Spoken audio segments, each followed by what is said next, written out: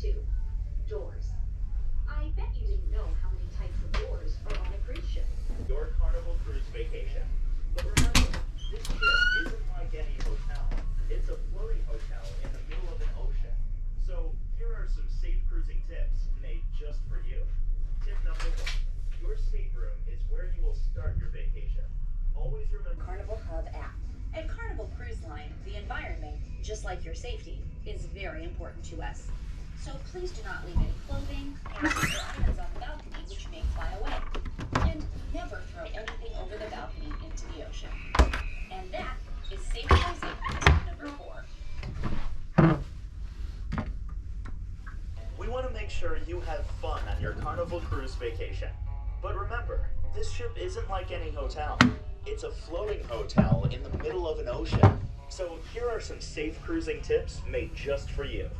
It's a floating hotel in the middle of an ocean. So here are some safe cruising tips made just for you. Tip number 4, balconies. Let's talk about beautiful balconies. Winds can close balcony doors pretty quickly, so always keep hands and feet clear of the door frame. The next tip is pretty important. Don't open your main stateroom door while your balcony door is open. This causes the air pressure to change and the balcony door. The most important tip you need to know is that you will be walking off a big moving ship